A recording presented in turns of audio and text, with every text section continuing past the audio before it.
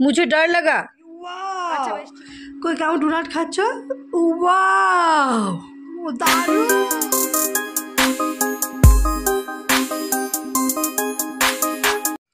Hello everyone, good morning. কেমন আছো সকলে? আশা করি অনেক ভালো আছো।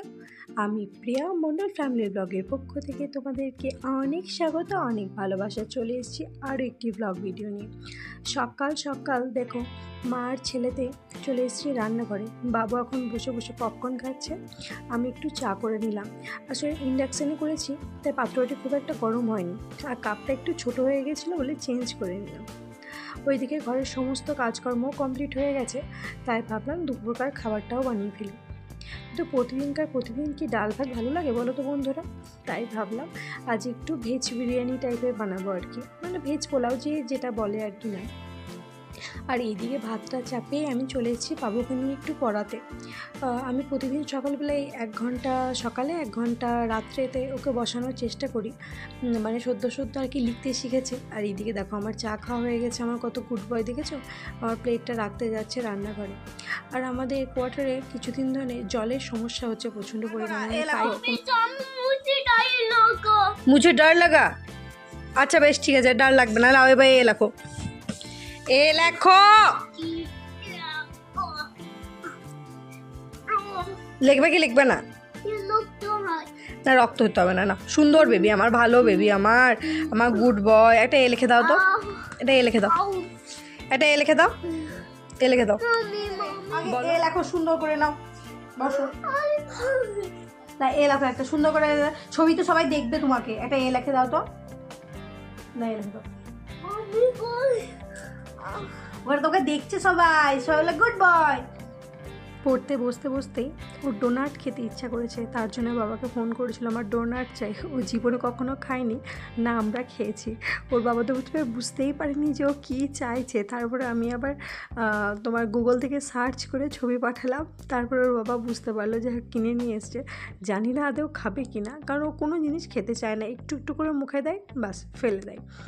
আর এইদিকে দেখো বইপত্র তো ছড়িয়ে ছিটিয়ে আছে, তা যাই হোক তো ভালো লেগেছে। মানে ওই দেওয়া আছে তো, ওই চকলেট দেওয়া আছে ওপরটায়, চকলেটগুলো আর কি চেটে খেয়ে 2-4 কামড় দিয়ে বাস তারপরে রেখে দেবে। আমি জানি ও ওটাই করবে, কিন্তু খুব আগ্রহ। ভালো নতুন জিনিস দেখে এত আগ্রহ, মানে কি কে এনে দিয়েছে?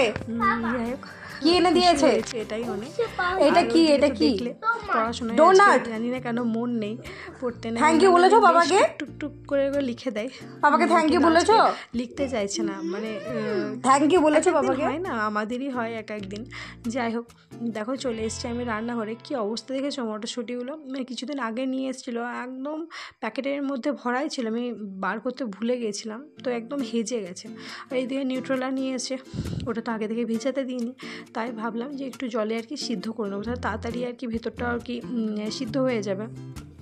না হলে ভিজিয়ে রাখলে একটু টাইম লেগে যাবে আর কি। আর ওর বাবা বললো যে 1 ঘন্টার মধ্যে আমি খেতে চলে আসবো, তো তাড়াতাড়ি রান্নাটা করো। আর এই দিকে হয়েছে আমার মুশকিল, ওইদিকে ছেলেও বদমাইশি করছে, ছেলের খাবারটা তৈরি করছি, কারণ ও সমস্ত পোলাও বা বিরিয়ানি কিছু আর কি খেতে চায় না। এটাই ওর জন্যে ডাল ভাত আর ঘি, ওটাই ওর জন্যে ভালো আর কি। আর ডিম সেদ্ধ ও এটাই খায়, না চিকেন না মাছ, ওসব ভালোবাসে না। ও শুধু ডাল ঘি ভাত পেলেই আর কি সন্তুষ্ট, তো ওর জন্য তো আলাদা রান্না হচ্ছে। এইদিকে ফুলকপি এনে দিয়েছিল, তো ফুলকপিটাও দিয়ে দেবো ভাবছি। ফুলকপি, মটরশুঁটি, আর কি বলে বাদাম, কিশমিশ, নিউট্রেলা, এই সমস্ত কিছু দিয়ে একটু ভেজ বিরিয়ানি টাইপের বানাবো। আজ আমাদের ডিম কিচ্ছু দেবো না, মানে মিক্স জাতীয় কিছু করব না, এই সবজি টবজি দিয়ে আর কি একটু বানাবো। বেশ ভালো লাগে, তোমরা একবার বানিয়ে দেখতে পারো। বানিয়েছো নিশ্চয়ই অনেকে, আমি তাই বলছি যারা বানাওনি তারা বানিয়ে দেখতে পারো, বেশ ভালো লাগে।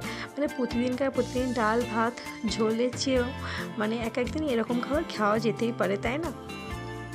আর এইদিকে দেখো আমি তাড়াতাড়ি করে আর কি ছাড়িয়ে নিচ্ছি মটরশুঁটিটা। আর ওইদিকে দেখো কী অবস্থা, দেখো হনুমান সেজে এসেছে আর কি, মুখটাতে একদম ক্রিম লাগিয়ে ভর্তি করেছে, মানে খাওয়া আর কি কমপ্লিট, বুঝলে তো। আর ওর খাওয়ার পুরো ইচ্ছা নাই, তাই 2 হাতে নিয়ে চলে এসছে যে এবার রেখে দাও। ওটা তো আর বলতে পারছে না, মানে কিছুক্ষণ নাড়াঘাটার পরই বাস ওর ইচ্ছা শেষ। তোমাদের ছেলেও পিলেও কি এরকম করে আমায় জানিয়ে তো কমেন্টে। আমারটা যে কি দুষ্টু তোমাদেরকে কি বলবো, মানে জানি না টিভি দেখে কি সমস্ত খাবারের নাম শুনবে আর সেইটাই চাই, সেটা খাওয়ার জন্য অস্থির হয়ে যাবে। যেটা এনে দেওয়া হবে বাস 2 কামড় দিয়ে ফেলে দিল, আর সেই জিনিসটা একবারও মুখে নাম করবে না যে ওই জিনিসটা খাবো বলে। মানে হয়তো ছবিতে অনেক রকম রং বেরঙের দেখে তো ওর খেতে ইচ্ছা হয়। যাই হোক, আর এই দিয়ে দেখো আমি বলেছি আলুটাকে ছিল তো ওই আলুতে যে প্যাকগুলো বেরিয়েছে ওইগুলো বসে বসে মানে ভাঙছে আর কি ও, কারণ ওকে তো আর ছুরি চাকু দেওয়া হয় না, এক্ষুনি তাহলে আঙুল টাঙুল কেটে একাকার অবস্থা করবে। আর এইদিকে দেখো আমি নিউট্রেলাগুলোও ভেজে নিচ্ছি, আগে তো ফুলকপিগুলো ভেজে নিলাম, তোমরা সব দেখলে। কথা বলতে বলতে ভুলে গেছিলাম বলতে। যাই হোক, এইদিকে পেঁয়াজটাকেও কেটে নিচ্ছি, তাড়াতাড়ি রান্না করার চেষ্টা করছি। আবার দেখাচ্ছে যে বৃষ্টি হবে, জানি না ব্যাঙ্গালোরে আবার বৃষ্টি হবে কিনা। ব্যাঙ্গালোরে বৃষ্টি হলে খুব সমস্যা যেন আমার জামা কাপড় শোকানোর। এইদিকে দেখো সমস্ত কিছু ভাজাভুজি কমপ্লিট, মানে অল্প তেল দিয়ে আমি ভাজি, খুব একটা বেশি তেল দিচ্ছি না, কারণ একটু আধটু তেলটা কম খাওয়ারই চেষ্টা করছি, কিন্তু এই সমস্ত রান্না করতে গেলে একটু তো তেল আর কি দরকারি, তাই না? তো এতে ফোড়নে দিয়েছিলাম জিরে, লঙ্কা আর গোটা গরম মশলা দিয়ে আর কি একটু তেলটা গরম হয়ে যাওয়ার পর পেঁয়াজটা দিয়ে দিয়েছিলাম। আর এই দিয়ে দেখো বাবালস নিয়ে বসেছে। একবার আমাকে রান্নাঘরে যেতে হয়, একবার করে আমার রুম আসতে হয়, কারণ ওকে আমি একা ছেড়ে দিয়ে আমি মানে শান্তি পাই না আর কি। কী কারেন্ট নিয়ে কুটকুট করছে না কি করছে বলে আমাকে বারবার আসতে হয়, আর আমার রান্নায় ভুল হয়ে যায়, যে কি দিলাম না দিলাম সেটাই নিজেরই মনে থাকে না।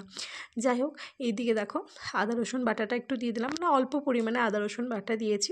আর একটু দেবো ওই কী বলে ঘরে তৈরি করা না মশলা, আমি সবসময় রেখে দিই, মানে ওই এলাচ, দারচিনি, মানে সমস্ত আর কি গোটা গরম মশলা ভেজে ওটা পেস্ট বানিয়ে রেখে দিই, ওটা দিয়েছি, একটু লঙ্কা গুঁড়ো দিয়েছি, বাস আর কিছু দিইনি। ওটা মশলা দিয়ে দিলাম। এটা দেখো ওটা আবার সেই ভাজা মশলাই ভাতের উপরেও দিলাম আর কি।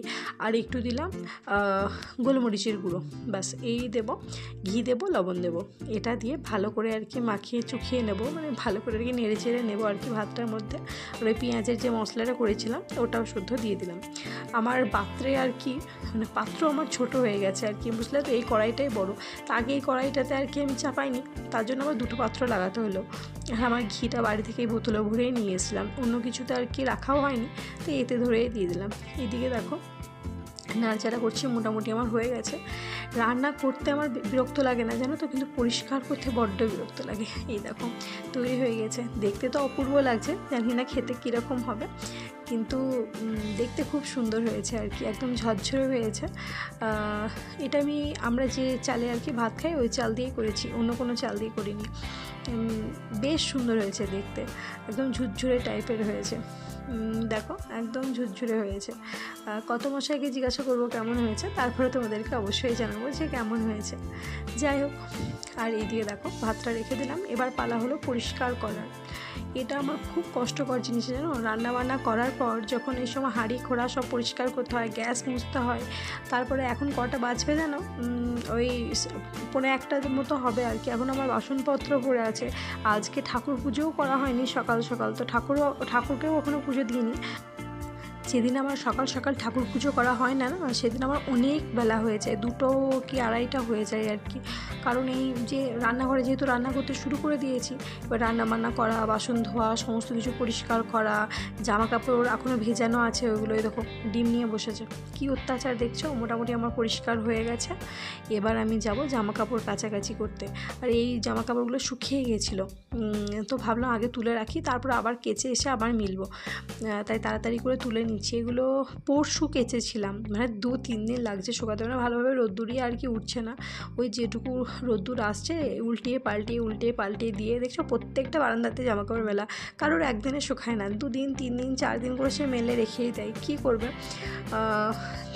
মানে নিচেতে আর কি যারা আগে থেকে রয়েছে না কোয়ার্টারে, এখানে কি বলো তো, এখানে কেউ শুনছি 13 বছর 14 বছর 15 বছর ধরে রয়েছে আর কি, তারা আগে থেকে সমস্ত কিছু আর কি নিচেতে দড়ি দিয়ে বুক করে রেখে দিয়েছে, তো আমরা যদি মিলতে যাই তারা বড্ড বিরক্ত হয়, তাই এইটুকু বারান্দার মধ্যে আর কি অ্যাডজাস্ট করে আর কি জামা কাপড় মিলতে হয় আর কি। তাও তো এখন ছেলে বড় হয়ে গেছে বলে জামা কাপড়ের পরিমাণটা অনেকটা কম হয়ে গেছে, নাহলে মুশকিলই হতো, 2টো যদি বাচ্চা থাকতো বড্ড মুশকিলই হতো জামা কাপড় মেলার। যাই হোক দেখো আমার স্নান হয়ে গেছে, আবার জামা কাপড় কেচে নিয়ে চলে এলাম, এটা আজকে কাচলাম, শুকাবে কাল কি পরশু হতে পারে, আজ তো রোদ্দুর তো ওঠেইনি। এবার আমার পুজো দেওয়াও হয়ে গেছে, চান করে পুজো দিয়ে তারপরে আর কি জামা কাপড়টাকে আর কি মেলতে চলে এসেছিলাম। দেখো কর্তামশাইকে খেতে দিয়েও দিয়েছি। আজকে ভিডিওটা এতটুকুই রাখলাম। কেমন হয়েছে ভিডিওটা অবশ্যই জানিও। বাই।